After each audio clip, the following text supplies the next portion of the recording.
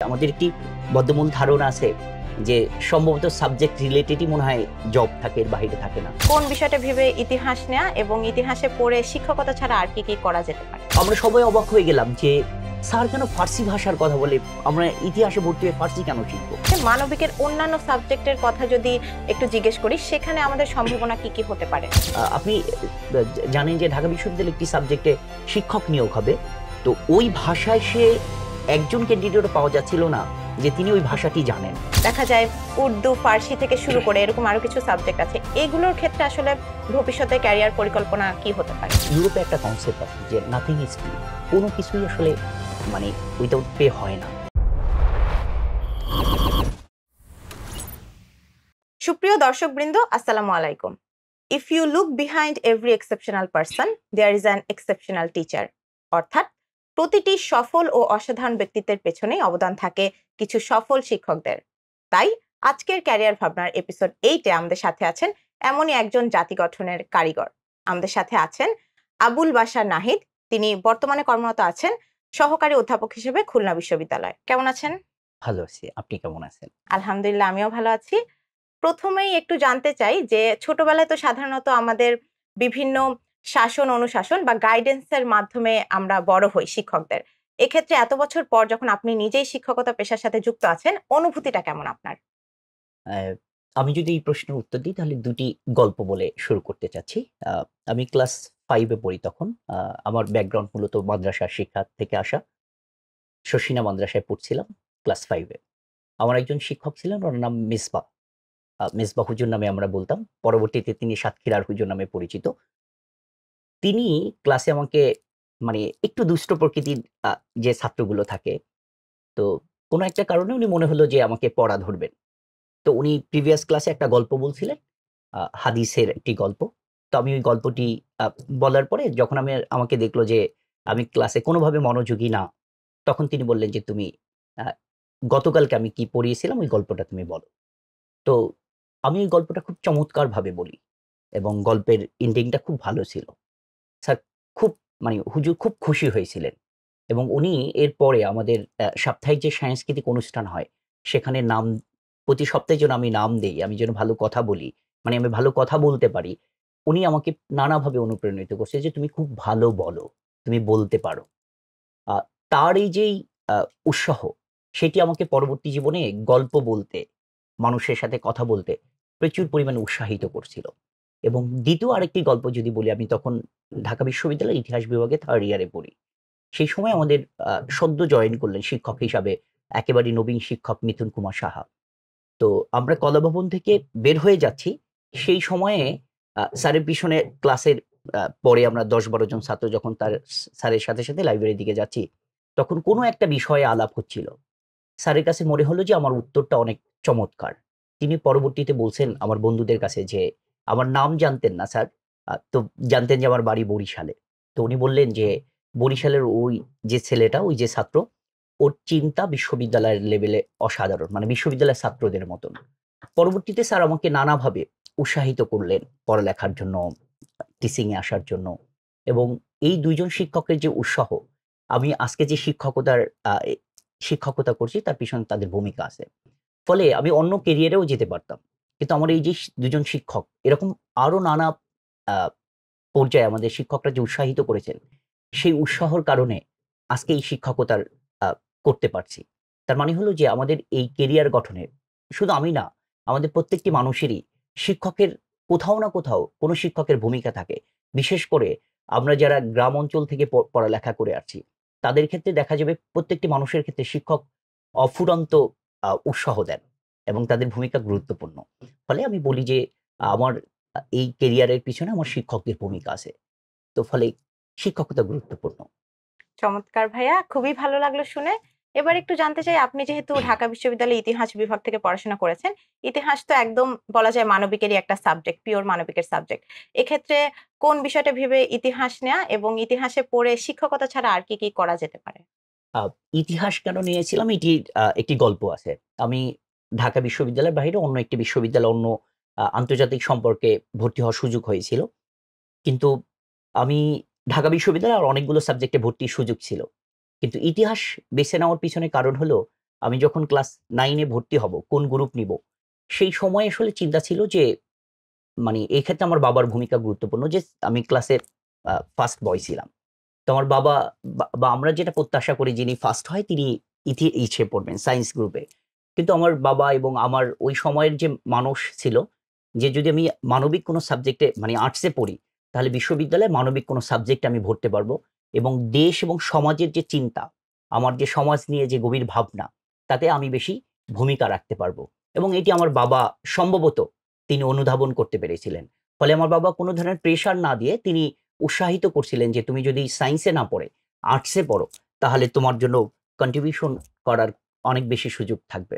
ফলে বিশ্ববিদ্যালয়ে যখন ভর্তির সুযোগ আসলো তখন আসলে ইতিহাসকে একেবারেই প্রথম হিসাবেই আমি বাছাই করেছিলাম যে আমি ইতিহাসে পড়ব। আর ইতিহাসে পড়ে কেরিয়ারের শিক্ষকতার বাহিরে অফুরন্ত সুযোগ আছে। আমাদের একটি বদ্ধমূল ধারণা আছে যে সম্ভবত সাবজেক্ট রিলেটেডই মনে হয় জব থাকে, এর বাহিরে থাকে না। আমরা জানি যে বিশ্ববিদ্যালয়ের শিক্ষকতার সুযোগ আছে, কলেজে শিক্ষকতার সুযোগ আছে। এর বাহিরে যদি আমরা আ দেখি তাহলে জাদুঘরে কাজ করতে পারবো। সংস্কৃতি মন্ত্রণালয় যে বিভিন্ন কাজগুলো থাকে সেখানে জব করতে পারবো। আর বাংলাদেশে তো চাকরির অফুরন্ত সুযোগ আছে। যে আমাদের এখানে সাবজেক্ট বেস চাকরি নেই। এই এক্ষেত্রে আরেকটু জানতে চাই যে ইতিহাসে পড়ে এতগুলো চাকরির অপশন যেহেতু আছে, মানবিকের অন্যান্য সাবজেক্টের কথা যদি একটু জিজ্ঞেস করি, সেখানে আমাদের সম্ভাবনা কি, কি হতে পারে আচ্ছা, ভবিষ্যতে? চাকরির বিষয়টা মানে যদি আমরা বলি যে কেরিয়ার বা চাকরির জায়গাগুলোতে আমাদের একটা সীমাবদ্ধ ধারণা আছে যে শুধুমাত্র নির্দিষ্ট কিছু জব বা চাকরি এটাকেই মনে করি যে এর বাহিরে আর কোনো জব নেই। কিন্তু বর্তমানে এই বিশ্বের যে পরিস্থিতি আমরা দেখি এখানে চাকরির অফুরন্ত সুযোগ আছে। যদি মানবিক এবং সোশ্যাল সায়েন্সের যদি সাবজেক্টগুলো আমরা দেখি, খ ইউনিট থেকে আমরা যারা ভর্তি পরীক্ষা দিয়ে ঢাকা বিশ্ববিদ্যালয় বা অন্যান্য বিশ্ববিদ্যালয়ে ভর্তি হই, সেক্ষেত্রে যদি জেন্ডার স্টাডিজ এর কথা বলি যে আমি জেন্ডার স্টাডিজ এ পড়ে আসলে কি চাকরি পাবো? আমার আসলে কেরিয়ারটা কি? প্রচলিত সকল জবে আমি এপ্লাই করতে পারবো। কোনো অসুবিধা নেই। এর বাহিরে আপনারা জানেন যে জেন্ডার ইস্যুটি খুবই গুরুত্বপূর্ণ। তো ফলে আমি এখানে বহু এনজিওতে চাকরি করতে পারবো। যেই চাকরিগুলোর কেরিয়ারের যদি লক্ষ্য হয় যে আমার আর্নিং মানি, আমার সিকিউর একটা লাইফ, তাহলে এনজিওর এসব সংস্থাগুলোতে আন্তর্জাতিক বিভিন্ন সংস্থায় আমি চাকরি করতে পারবো।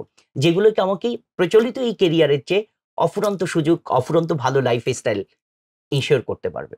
যদি আমি বলি যে না আমার শুধুমাত্র আর্নিং না, বিশ্ববিদ্যালয় তো আরেকটি বিষয় যে বিশ্ববিদ্যালয় কি শুধু চাকরি মানে প্রচলিত আমি চাকরি করব নাকি আসলে গবেষণা করব নাকি আমার আর্নিং মানির ইটি থাকবে।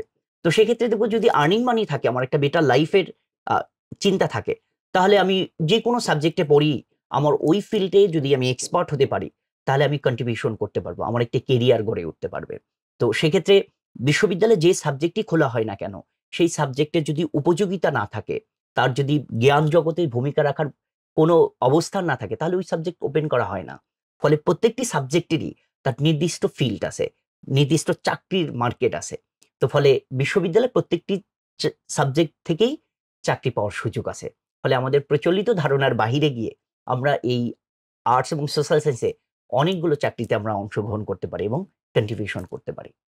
That's wonderful. কিছু খুব ভালো কিছু বিষয় জানতে পারলাম। এক্ষেত্রে আমার মনে আরেকটি প্রশ্ন, যেহেতু আপনার কথায় উঠে হুম। এসেছে যে প্রতিটা সাবজেক্টেরই আসলে কিছু স্পেসিফিক ফিল্ড থাকে। তো এক্ষেত্রে কি একটু কম পরিচিত যেগুলো সাবজেক্ট বা প্রচলিত ধারণা অনুযায়ী আমরা যেগুলো সাবজেক্টকে একটু পেছনের সাবজেক্ট বলে থাকি। দেখা যায় উর্দু, ফার্সি থেকে শুরু করে এরকম আরো কিছু সাবজেক্ট আছে। এগুলোর ক্ষেত্রে আসলে ভবিষ্যতে ক্যারিয়ার পরিকল্পনা কি হতে পারে? একটা গল্প বলি আবারও মানে গল্পে যদি বলি যে আমরা যখন ফার্স্ট ইয়ার ভর্তি হয়েছি তখন আমাদের একজন শিক্ষক ছিলেন। উনি এসে বললেন যে তোমরা ফার্সি ভাষা শিখো। তো আমরা সবাই অবাক হয়ে গেলাম যে স্যার কেন ফার্সি ভাষার কথা বলে? আমরা ইতিহাসে ভর্তি হয়ে ফার্সি কেন শিখবো? কিন্তু পরবর্তীতে আমরা উপলব্ধি করলাম যে আমি যদি ফার্সি ভাষা আমার জানা থাকে, তাহলে একজন ইতিহাসের ছাত্র হিসাবে ইতিহাসের যে নানা ডকুমেন্ট আছে, রিসার্চ করার সুযোগ আছে, সেই দ্বারটি আমার জন্য ওপেন থাকে। তো ফলে ফার্সিতে যিনি পড়েন, আমাদের এখানে ২০০-৩০০ বছর পর্যন্ত যদি দেখি যে অ্যাডমিনিস্ট্রেটিভ ল্যাঙ্গুয়েজ ছিল, প্রশাসকের ভাষা ছিল আসলে ফার্সি। ফলে আমার ফার্সি ভাষা যদি জানা থাকে, আমি দেখব যে এখান থেকে নানাভাবে আমি উপকৃত হতে পারবো এবং চাকরি করতে পারবো। এবং এটি হলো যে আপনারা জানেন যে ইরানের রাষ্ট্রীয় ভাষা ফার্সি, পাকিস্তানের রাষ্ট্রীয় ভাষা যদি আমরা বলি যে উর্দু। এই ভাষাগুলো তো এর তো ডিমান্ড আছে। প্রত্যেকটা ভাষারই আপনি যদি ল্যাঙ্গুয়েজ তো একটা এফিসিয়েন্সি তৈরি করে। তো দক্ষতা তৈরি করে। ফলে আপনি কোনো না কোনোভাবে আপনি আপনার মার্কেটে করতে পারবেন। এখন অসুবিধা যেটা হলো যে আমরা মনে করি যে মার্কেট ভ্যালু দিয়ে যে জাজ করি যে আমি আসলে এই সাবজেক্টে চাকরি পাবো কিনা। তো ফলে দেখা যায় যে আমি বিশ্ববিদ্যালয়ে ভর্তি হয়ে একজন হীনমন্যতায় ভুগি। এবং এই হীনমন্যতায় ভুগতে গিয়ে আমি আমার ল্যাঙ্গুয়েজটা জানি না, আমার সাবজেক্টে এক্সপার্টিস হয় না। ফলে আমার যখন আমি জব মার্কেটে যাই, তখন দেখা যায় আমি জব পাচ্ছি না। আপনি জানেন যে ঢাকা বিশ্ববিদ্যালয়ে একটি সাবজেক্টে শিক্ষক নিয়োগ হবে। তো ওই ভাষায় সে একজন ক্যান্ডিডেটও পাওয়া যাচ্ছিল না যে তিনি ওই ভাষাটি জানেন। কিন্তু যদি কোনো ছাত্র এই ভাষাটি জানতেন, তার মানে সে শিক্ষক হতে পারতেন। শিক্ষক হওয়ার তার অফুরন্ত সুযোগ ছিল। তো ফলে হলো যে আমাদের দক্ষতা অর্জনটা জরুরি। প্রত্যেকটি ভাষা মানে প্রত্যেকটি সাবজেক্টের জন্যই। ফলে আমরা আপনি যেই সাবজেক্টগুলো মেনশন করছেন, এগুলো পিছনের নাকি সামনের এটি গুরুত্বপূর্ণ না। বরং হলো যে এই সাবজেক্টকে আমি মানে এই সাবজেক্টের ব্যাপারে আমার আগ্রহী কিনা, আমি কন্ট্রিবিউশন করতে চাই কিনা, জ্ঞান জগতে ভূমিকা রাখতে চাই কিনা। এবং আমরা যে বলি যে মানবিকের ক্ষেত্রে এই সাবজেক্টটি মূলত আমরা দেখতে চাই যে থিংকিং যে ক্যাপাসিটি এটি মূলত বৃদ্ধি করে। আমার সমাজে ভূমিকা রাখতে সুযোগ করে। বিশ্ববিদ্যালয়ের পড়ালেখার তো একটা গুরুত্বপূর্ণ পারপাস হলো যে আমি আসলে জ্ঞান জগতে কতটুকু ভূমিকা রাখতে পারি। এই তার মানে এটা না যে আমার কোনো চাকরির প্রয়োজন নেই। আমি যখন জ্ঞান জগতে ভূমিকা রাখতে পারবো, আমার যখন দক্ষতা অর্জন হবে, তখন আমি বিদেশে এখন পড়ালেখার অফুরন্ত সুযোগ আছে। ফলে আর্টস এবং হিউম্যানিটিস এর ছাত্রদের জন্য এটি একটি আ অফুরন্ত সুযোগ। অন্যান্য সায়েন্স ব্যাকগ্রাউন্ডে যারা আছে তাদের সাথে যে বিদেশের বহু বিখ্যাত যে ইউনিভার্সিটি গুলো আছে, সেই ইউনিভার্সিটি গুলোতে অ্যাডমিশন নেওয়া। এবং দেখা যাবে যে আমাদের বাংলাদেশে যে প্রচলিত জব, যেই জবের জন্য আমরা প্রচুর পরিমাণে সময় ব্যয় করি। বিশেষ করে একটি কম্পিটিটিভ এক্সামের জন্য ৩ থেকে ৪ বছর পর্যন্ত আমাদের সময় ব্যয় করে যেই লাইফস্টাইল অথবা যেই সেলারিতে চাকরির সূচনা করি, যদি আমরা এই সময়ে উচ্চশিক্ষার জন্য বিদেশে যেতে চাই, তাহলে দেখা যাবে এর চেয়ে অনেক বেশি ভালো একটি আমার লাইফস্টাইল, আমার সেলারি সবকিছু ইনশিওর হবে। সাথে আমার উচ্চশিক্ষাটা নিশ্চিত হবে এবং আমার একটা বেটার জব হবে। ধন্যবাদ। আপনার কথায় কিন্তু সাবজেক্ট স্পেসিফিক নলেজের পাশাপাশি দক্ষতার ব্যাপারও আসলো। এক্ষেত্রে মানবিকে যারা শিক্ষার্থী আছে তারা যদি ভবিষ্যতে ভালো কোনো ক্যারিয়ারের দিকে লক্ষ্য করে, তাহলে কোন এক্সট্রা দক্ষতা বা কোন স্কিল গুলো তাদের জন্য গুরুত্বপূর্ণ? দেখুন, ১ম এই হলো যে ভাষা একটা দক্ষতা। এই বিশ্ববিদ্যালয়ে পড়ালেখার ক্ষেত্রে ভাষাটা গুরুত্বপূর্ণ। আমরা যদি ভাষার দক্ষতা থাকে, শুধু বাংলাদেশের ক্ষেত্রে না, আপনি যখন বিদেশে পড়ালেখা করতে যাবেন বা আমরা যারা যাবো, আমাদের দেখবে যে আমি আসলে নিজের মাতৃভাষার বাহিরে আমি কতগুলো ভাষা জানি। এবং বাহিরে উচ্চশিক্ষার ক্ষেত্রে দেখা যায় যে তার নিজ মাতৃভাষার বাহিরে তার ২ টি বা ১ টি ভাষা অন্ততপক্ষে জানতে হয়। তো ফলে হলো ভাষার দক্ষতাটা বৃদ্ধি করতে হবে। দ্বিতীয়ত যেটি গুরুত্বপূর্ণ যে ইউরোপে একটা কনসেপ্ট আছে যে নাথিং ইজ ফ্রি। কোন কিছুই আসলে মানে উইথআউট পে হয় না। তো আমরা যে ছোট সোশ্যাল ওয়ার্ক করি, আমি যে লিডারশিপ প্রোগ্রাম গুলো করি, আমি যে সোসাইটিতে কন্ট্রিবিউশন করি, এগুলোতে উচ্চশিক্ষার জন্য এবং কেরিয়ারের জন্য গুরুত্বপূর্ণ। আমরা যখন একটা সিভি পেশ করি, সেই সিভিতে আমরা যখন দেখি যে এই ছাত্র স মানে সিজিপি এর বাহিরেও অর্থাৎ একাডেমিক রেজাল্ট এর বাহিরেও সমাজে কন্ট্রিবিউশন করার মতন তার ইচ্ছা, উদ্যম আছে এবং সে কন্ট্রিবিউট করছে। তখন আসলে তার এই সিভিটাকে গুরুত্ব দেওয়া হয়। তো এগুলো কিভাবে হতে পারে?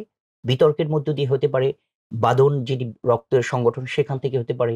এরকম হাজার রকমের বিশ্ববিদ্যালয়ে সংগঠন আছে। যেই সংগঠনগুলোর মধ্য দিয়ে যেভাবে আমার ব্যক্তিগত ডেভেলপমেন্ট হয়, আমার লিডারশিপ কোয়ালিটি বৃদ্ধি পায়, তেমনিভাবে আমি যখন কোনো জবে যাব, তখন আমার এই দক্ষতাগুলো আমার একাডেমিক এক্সেলেন্সির সাথে এক করে আমি একটি ভালো মানে অর্গানাইজেশন পরিচালনা করতে পারবো। আমার কর্মক্ষেত্রে আমার যোগ্যতার প্রমাণ দিতে পারবো। ফলশ্রুতিতে আমাদেরকে বিশ্ববিদ্যালয়ে যখন আমরা ভর্তি হই বা ভর্তি হওয়ার সুযোগ থাকে, তখন আমাদেরকে ভর্তি হওয়ার পরে এই নানা সংগঠনের সাথে যুক্ত হলে আমাদের পরবর্তী যে কেরিয়ার সেটা দেশে হোক অথবা দেশের বাহিরে হোক, আমাদের জন্য অফুরন্ত সুযোগ নিয়ে আসবে। তো ফলে হলো যে এই দক্ষতাগুলো অর্জন করতে হবে এবং এটি শুধুমাত্র বিশ্ববিদ্যালয়ে ভর্তি হলেই না, আ জি আমাদের আ এটি হতে পারে যে আমরা যখন স্কুল লেভেলে পড়ি, কলেজ লেভেলে পড়ি, তখন থেকেই দেখব যে আমরা অনেকে অনেক ধরনের সামাজিক কর্মকাণ্ডের সাথে জড়িত আছি। আপনি এই গল্পের সাথে পরিচিত সম্ভবত যে কিছুদিন বছর খানেকের ভিতরে এই গল্পটি যে আ জালুকাঠির একজন ছাত্র সায়েন্স ব্যাকগ্রাউন্ডের, তিনি বিদেশে একটা স্কলারশিপ পেয়েছেন। তো তিনি তার সিভিতে লিখেছেন যে তার নানাকে তিনি মেডিসিন হেল্প অ্যাসিস্ট্যান্ট করছেন। এখন আমাদের কাছে এটা নাথিং। যে আমি তো আমার দাদা বা যিনি বৃদ্ধ থাকেন তাকে তো এই মেডিসিন দিয়ে হেল্প করব তার ইতে। কিন্তু ওয়েস্ট মনে করে যে এটাও তার এক ধরনের ভলান্টিয়ারি কাজ। তো ফলে আমাদের প্রত্যেকটি কাজকে গুরুত্ব দিতে হবে আর এগুলোতে সিভিতে অ্যাড করে রাখতে হবে যে আমি আসলে এই কাজটি পরবর্তীতে আমার কর্মজীবনে কিভাবে ভূমিকা রাখতে পারে সেটি ইনশিওর করতে হবে। তাহলে দেখা যাবে যে আমাদের জব মার্কেটে আমরা ভূমিকা রাখতে পারবো। Thank you. অনেক কিছু ইনসাইটস পেলাম। এক্ষেত্রে আপনি যেহেতু এখন বর্তমানে সহকারী অধ্যাপক হিসেবে আছেন খুলনা বিশ্ববিদ্যালয়ে, এই পুরো জার্নিটা সম্পর্কে একটু জানতে চাই যে আপনার শিক্ষকতায় এই এত টারশিয়ারি লেভেলের শিক্ষকতায় সাথে যুক্ত থাকার পেছনের গল্পটা। পিছনের গল্পটা দেখুন আমি ছাত্র হিসাবে খুব বেশি ভালো কি খারাপ ছিলাম সেটি তো বলা কঠিন। কিন্তু আমার যারা বন্ধু মহল ছিল, আমার সার্কেলে যারা ছিল তারা আমাকে বুদ্ধিজীবী হিসাবে বলত। একেবারেই আ স্কুল মানে মাদ্রাসার যেটাকে বলি আমরা এসএসসি লেভেল, দাখিল লেভেল, ইন্টার লেভেল আমি গল্প বলতে ভালোবাসতাম। যে প্রচুর গল্প বলতে পারি। তো ফলে গল্প বলার সাথে আসলে শিক্ষকতার এক ধরনের সম্পর্ক আছে। গল্প যারা ভালো বলতে পারেন। তো ফলে যখন বিশ্ববিদ্যালয়ে ভর্তি হয়েছিলাম তখন মনে করছিলাম যে শিক্ষক হতে পারলে সবচেয়ে ভালো হবে। কিন্তু বিশ্ববিদ্যালয়ে তো আমরা যখন ভর্তি হই তখন নানা সমস্যার মধ্য দিয়ে যাই। আমাদের যে বিশ্ববিদ্যালয়ের যে পরিবেশ, সেই যে সংস্কৃতি সেখানে অনেক ক্ষেত্রে আমরা কাঙ্ক্ষিত সাফল্য নাও পেতে পারি। তো সেক্ষেত্রে আমি এর ১ম দিকে যেই স্যারের কথা বলেছিলাম এরকম অনেক শিক্ষককে উৎসাহিত যখন করলেন তখন মনে হলো যে আমার শিক্ষক হওয়াটা মানে হলে আমি সবচেয়ে ভালো হতে পারব। ফলে অনার্স এবং মাস্টার্সে যখন রেজাল্ট আ হয়, প্রকাশ হয় তারপরে আমি ১ম ড্যাফোডিল ইন্টারন্যাশনাল ইউনিভার্সিটিতে একজন ফ্যাকাল্টি হিসাবে জয়েন করি। এরপরে স্ট্যামফোর্ডে জয়েন করি। তো এটা হলো ১৯ সালের গল্প। ১৯-২০ ২ বছর প্রাইভেটে জব করার পরে খুলনা বিশ্ববিদ্যালয়ে জয়েন করি। কিন্তু এর আগে জয়েন করার আগে আপনারা আ ইতিহাস সম্মেলনী নামে একটি পেশাজীবী সংগঠন আছে। সেই সংগঠনে আমি দপ্তর সম্পাদক হিসাবে ভূমিকা পালন করছি। খুলনায় গণহত্যা জাদুঘর আছে বা দক্ষিণ এশিয়ার একমাত্র গণহত্যা জাদুঘর সেই জাদুঘরের প্রতিষ্ঠার সাথে কাজ করার সুযোগ হয়েছিল। ফলে এই পুরো জার্নির মধ্য দিয়ে এরপরে আমি খুলনা বিশ্ববিদ্যালয়ে ২০২০ সালে জয়েন করি। এবং পরবর্তী সময়ে সহকারী অধ্যাপক হিসাবে পদোন্নতি হয়। তো এই যে শিক্ষকতার যে জার্নি, এর এর ভিতর চড়াই-উতরাই থাকে, স্বপ্ন থাকে। বাংলাদেশে পাবলিক বিশ্ববিদ্যালয়ে শিক্ষক হওয়ার ক্ষেত্রে নানা প্রতিবন্ধকতা আছে, নানা আ চড়াই-উতরাই করতে হয়। এগুলো সব গল্পগুলোই ছিল। কিন্তু আল্টিমেটলি আমার যে গল্প, যে মানে শিক্ষক হওয়ার যে স্বপ্ন, সেটি বাস্তবায়ন হয়েছিল। আমি শিক্ষক হওয়ার পরে আমার বাবা একটা কথা বলছিলেন যে আমার যিনি দাদা, তিনি তাকে এলাকায় শিক্ষক হিসাবে বলতেন, মাস্টার হিসাবে বলতেন। যদিও তিনি কোনো মাস্টার ছিলেন না স্কুলের। কিন্তু তার যে সার্কেল এলাকায় মাস্টার হিসাবে জানতেন। তো শিক্ষক হওয়ার পরে আমার বাবা বলছিলেন যে উম আমার বাবা উম বড় মাস্টার ছিলেন না, ছোট মাস্টার ছিলেন। আমার ছেলে বড় মাস্টার হয়েছে। তো এই যে আ আমার বাবা খুবই রিজার্ভ মানুষ। কিন্তু যেদিন তিনি এই গল্প বলেছিলেন, সেদিন আমার মনে হয়েছিল যে এই ক্যারিয়ারটা আমার জন্য অনেক বেশি ভালো হয়েছিল। ধন্যবাদ ভাইয়া। আপনার কথায় উঠে আসলো যে আপনি পরিবারের অনেক বড় একটা সাপোর্ট কিন্তু আপনার সাথে ছিল। এক্ষেত্রে আমার মনে আরেকটা প্রশ্ন যে সমাজের চাপে অনেকে কিন্তু নিজেদের পছন্দের ক্যারিয়ারটা বেছে নিতে পারে না। তো সেক্ষেত্রে সমাজ বা অভিভাবক বা শিক্ষার্থীদের উদ্দেশ্যে আপনার কি কিছু বলার আছে? আচ্ছা, আমি যদি এই বিষয়টি ফোকাস করতে চাই যে দেখি যে আমাদের পরিবারের এক ধরনের চাপ থাকে, আমাদের সমাজের এক ধরনের চাপ থাকে যে এই সাবজেক্টে পড়লে তুমি কেরিয়ার ভালো করতে পারবে না, এই সাবজেক্টে পড়লে কেরিয়ার ভালো করতে পারবে। আ এই কথাগুলো বলার পিছনে আসলে বড় একটি কারণ হলো যে আমাদের ওই বিষয় সম্পর্কে নলেজ না থাকা। যে আমরা মনে করি যে কেরিয়ার শুধুমাত্র এই ৩-৪ টি জবের ভিতরেই সীমাবদ্ধ। কিন্তু আমাদের যদি আমরা এটি জানতে পারি বা আমরা এটি যদি উপলব্ধি করি যে এর বাহিরে আসলে প্রত্যেকটি সাবজেক্টেরই আসলে চাকরির সুযোগ আছে, অফুরন্ত সুযোগ আছে এবং সব মানুষ তো আর আ মাল্টিন্যাশনাল কোম্পানিতে চাকরি করবে না। পৃথিবীতে বহু মানুষ আছে। এই বহু মানুষের বহু পেশার ভিত্তিতেই আমাদের এই পৃথিবীটা এত সুন্দর। তো ফলে আমার যেটা ভালো লাগে, আমার যদি কবিতা লিখতে ভালো লাগে, আমার যদি আ আ নাচতে ভালো লাগে, আমার যদি আঁকতে ভালো লাগে, আমার যদি চিন্তা করতে ভালো লাগে, আমার যদি বলতে ভালো লাগে, আমার এই ভালো লাগাটাকে গুরুত্ব দেওয়া উচিত। এবং এই বিশ্বের আজকে যেই পরিস্থিতিতে আমরা দাঁড়িয়ে আছি, সেখানে আসলে আমার যেটা ভালো লাগে আমি যদি সেটি করতে পারি, তাহলে কোথাও না কোথাও আমার একটি সুন্দর জীবন হবে। আমার একটি ভালো কেরিয়ার হবে। ফলে কেরিয়ারটি আর শুধুমাত্র নির্দিষ্ট ৩-৪ টি চাকরির ভিতরে না, বরং আমি যে সুন্দর আর্ট করতে পারি, এই আর্টের মধ্য দিয়ে আমি আমার একটি সুন্দর কেরিয়ার গঠন করতে পারি। আমি যে খুব ভালো বলতে পারি, এই আমার ভালো বলতে পারা অথবা আমি ভালো গবেষণা করতে পারি, আমি থিংক করতে পারি, তাহলে আমি একটা রিসার্চ অর্গানাইজেশনে চাকরি করতে পারবো। আমি নিজে একটা রিসার্চ অর্গানাইজেশন দিতে পারবো। ফলে কেরিয়ার আর নির্দিষ্ট কিছু মানে বাধা ধরা না। ফলে আমাদের সমাজ এবং পরিবারের যারা আছেন, আমাদের উচিত হবে যে ওই ব্যক্তি কি পছন্দ করেন, সে আসলে কিভাবে তাকে দেখতে চান, সমাজে ভূমিকা রাখতে চান, সেটি গুরুত্বপূর্ণ। ফলে ব্যক্তির যে ইচ্ছা সেটিকে গুরুত্ব দিতে হবে। আপনার কাছ থেকে জানতে চাই, যারা সায়েন্স থেকে পরিবর্তন বা বিভাগ পরিবর্তন করে মানবিকের কোনো সাবজেক্ট নিয়ে পড়তে চায়, তাদের জন্য ক্যারিয়ারের ক্ষেত্রে কোনো চ্যালেঞ্জেস আছে কিনা বা তাদের জন্য পরিস্থিতিটা কেমন হবে? দেখুন যে ঢাকা বিশ্ববিদ্যালয়ে ভর্তি পরীক্ষার ক্ষেত্রে আমরা যদি দেখি বিভিন্ন সাবজেক্টগুলোতে এটি নির্ধারিত থাকে যে সায়েন্স থেকে যদি ভর্তি হতে চায় তারা এত% সায়েন্সের জন্য রিজার্ভ থাকবে, এত% আর্টস থেকে, এত% কমার্স থেকে। এবং আপনি যদি রেজাল্টগুলো দেখেন তাহলে দেখা যাবে যে সায়েন্স থেকে যারা এই কমার্সে মানে আর্টসের সাবজেক্টগুলোতে ভর্তি হন, তাদের সাফল্য কিন্তু কম না। বরং অনেক ক্ষেত্রে আমরা এটি দেখি সাফল্য তাদের একাডেমিক রেজাল্টের সাফল্য অনেক বেশি থাকে। তো ফলে এটি তাদের জন্য আসলে কোনো এক্সট্রা ঝুঁকি করে না। বরং অনেক ক্ষেত্রে আমরা দেখি যে মেডিকেলে যদি একজন কেরিয়ার গড়তে চায়, সায়েন্সে যদি মেডিকেলের বলি যে মেডিকেলে তার কেরিয়ার গড়তে যত সময় লাগে তার চেয়ে কম সময়ে এই বিশ্ববিদ্যালয়ে যদি পড়ে আর্টস সাবজেক্টগুলোতে পড়ে যদি ভালো রেজাল্ট করতে পারে, যদি সে শিক্ষক হয় অথবা অন্য কোনো বিদেশে উচ্চশিক্ষা নিতে যায়, তাহলে তার কেরিয়ার আসলে কম্পারেটিভ স্বল্প সময়ে সে এখানে ভালো সাফল্য অর্জন করতে পারবে। তো ফলে এটি কোনো ব্যারিয়ার না, বরং তার জন্য আসলে অনেকগুলো অফুরন্ত সুযোগ আ তৈরি করে। যে সে আর্টস এর আগে সায়েন্সে তার একটা ব্যাকগ্রাউন্ড আছে। এরপর আর্টস এবং সোশ্যাল সায়েন্সের বিষয়গুলো জানে। যদি নিতান্তই আমরা বলি যে না বাংলাদেশের কম্পিটিটিভ জবে সে ঢুকতে চায়, অর্থাৎ বিসিএস বলি অথবা ব্যাংক জব এগুলোতে বলি, তাহলে দেখা যাবে যে তার ম্যাথ এবং সায়েন্সের যদি স্ট্রং ব্যাকগ্রাউন্ড আর এদিকে বাংলা, ইংরেজি, তারপরে হলো যে সাধারণ জ্ঞানের যে বিষয়গুলো কন্টেম্পোরারি যে ওয়ার্ল্ডের অ্যাফেয়ার্স গুলো যেগুলো আছে এগুলোর সাথে সে পরিচিত হতে পারে। ফলে যখন কম্পিটিটিভ এক্সামে বসে তখন তার প্রিভিয়াস ইন্টারমিডিয়েট পর্যন্ত যে ব্যাকগ্রাউন্ড আর বিশ্ববিদ্যালয়ের লেভেলের যে শিক্ষা এই দুটি সমন্বয়ে তার সাফল্য রেট আরো অনেক বেশি আ বেশি হওয়ার সম্ভাবনা থাকে এবং এটিই হয়ে থাকে আদতে। তো ফলে বিভাগ পরিবর্তনে আসলে খুব বেশি অসুবিধা হয় না। বরং বিভাগ পরিবর্তনের ক্ষেত্রে যদি কেউ চয়েস থাকে যে না আমি আসলে সায়েন্সের আমার কাছে আসলে ভালো লাগছে না, আমি মানবিকের কোনো সাবজেক্টে পড়বো অথবা এখানে আমার কেরিয়ার গড়তে চাই, তাহলে তার জন্য আসলে সুযোগ নিয়ে আসবে। সেটি যেভাবে দেশের মার্কেটে কম্পিটিটিভ জবেও যদি ঢুকতে চায় অথবা বিদেশে যদি হায়ার এডুকেশনেও যেতে চায়, সেক্ষেত্রেও তার জন্য কিন্তু আসলে সাফল্য আনবে। ধন্যবাদ। এক্ষেত্রে নতুন প্রজন্মকে ক্যারিয়ার গঠনের জন্য কি পরামর্শ দিতে চান? দেখুন নতুন প্রজন্ম বলতে যদি আমরা বিশ্ববিদ্যালয়ে বলি, বিশ্ববিদ্যালয়ে যদি ভর্তি হয়, হওয়ার পরে তাহলে সেটার পরামর্শ একরকম।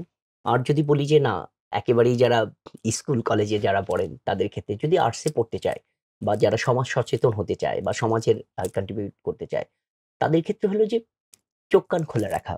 এই চোখ কান খোলা রাখা বলতে বলছি যে সাধারণ জ্ঞান, পত্রিকা পড়া, আ আন্তর্জাতিক যে ঘটনাগুলো ঘটছে সে সম্পর্কে অবহিত থাকা। তাহলে দেখা যাবে যে তার বিশ্ববিদ্যালয়ে ভর্তি পরীক্ষার ক্ষেত্রেও যেভাবে তার সুবিধা আসবে, তেমনিভাবে পরবর্তীতে বিশ্ববিদ্যালয়ে যেই সাবজেক্টেই পড়ুক না কেন, তার জন্য সমাজে ভূমিকা রাখার ক্ষেত্রে রাখতে পারবে। তো সেক্ষেত্রে হলো যে তরুণ প্রজন্মের উচিত যে বেশি বই পড়া। বেশি আন্তর্জাতিক ঘটনা সম্পর্কে অবহিত হওয়া। মনে হতে পারে যে আন্তর্জাতিক এই ঘটনা দিয়ে আমি আসলে কি করব? আমার আসলে কি প্রয়োজন? আমরা আমরা যদি জানি যে এই যে আন্তর্জাতিক ঘটনাগুলো বিশ্ব পরিমণ্ডলে অথবা আমার দেশে কি ঘটছে, আমার ইতিহাস সম্পর্কে যদি আমার আ থাকে, অবহিত থাকি, তাহলে আমার পরবর্তীতে আমার এই অভিজ্ঞতাগুলোই আমার কর্মজীবনে ভূমিকা রাখতে পারবে। আমি ভাইবা বোর্ডে বলতে পারবো। আমি আমার একটা ঘটনাকে মানুষের সামনে উপস্থাপন করতে পারবো যে আমার ইতিহাসে এই ঘটনাটি আছে বা পিছনের এই ঘটনার আলোকে আমি এই সমাধানে পৌঁছাতে পারি। ফলে তরুণ প্রজন্ম বা নবীন প্রজন্ম যারা আছেন, তাদের আসলে উচিত হবে যে আমার ইতিহাসকে জানা, আমার বিশ্বকে জানা, আমার বিশ্বের সাম্প্রতিক যে ঘটনাগুলো কেন ঘটছে, কিভাবে ঘটছে, এ থেকে উত্তরণ আসলে কিভাবে সম্ভব, এ সম্পর্কে অবহিত হওয়া। অল্প করে জেনে একটা সময়ে এসে দেখা যাবে এই স্বল্প জ্ঞানগুলো বা পরিশ্রমগুলো একসময় আমার জ্ঞান জগতে আমাকে অনেকগুলো ভূমিকা রাখতে সুবিধা দিবে। ওয়ান্ডারফুল। এক্ষেত্রে ভার্সিটি ভর্তি ইচ্ছুক শিক্ষার্থীদের উদ্দেশ্যে ওভারঅল যদি কোনো পরামর্শ থাকে যারা মানবিকে ভর্তি হতে চায়। যারা মানবিকে ভর্তি হতে চায় এই প্রায় একই পরামর্শ, কারণ মানবিকে যারা ভর্তি হতে চায় তাদের ৩ টা বিষয় আসলে গুরুত্বপূর্ণ, মানে পরীক্ষা অবতীর্ণ হতে হয়। একটা হলো যে সাধারণ জ্ঞান, বাংলা এবং ইংরেজি যদি আমরা বলি। তো সাধারণ জ্ঞানে হিউজ মার্কস থাকে। এখন সাধারণ জ্ঞানের এই সাধারণ জ্ঞানগুলো যদিও সাধারণ জ্ঞান, কিন্তু এটি তো আসলে অসাধারণ জ্ঞান।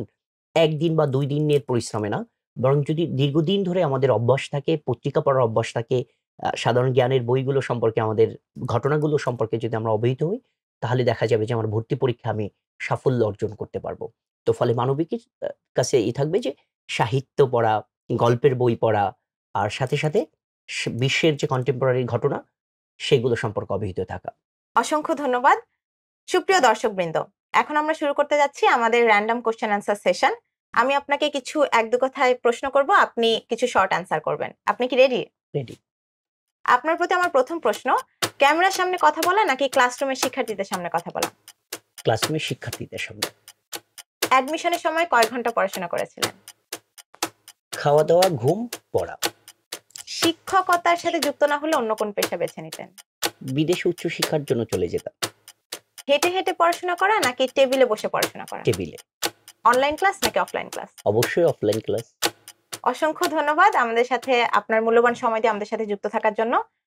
আপনাকেও ধন্যবাদ এবং যারা শুনছেন তাদেরকে ধন্যবাদ জানাচ্ছি। সুপ্রিয় দর্শকবৃন্দ, এই পর্যন্ত ছিল আমাদের ক্যারিয়ার ভাবনার এপিসোড 8। সামনের এপিসোড দেখার অগ্রিম আমন্ত্রণ জানিয়ে শেষ করছি আজকের ক্যারিয়ার ভাবনা। সকলে ভালো থাকো, সুস্থ থাকো। আল্লাহ হাফেজ।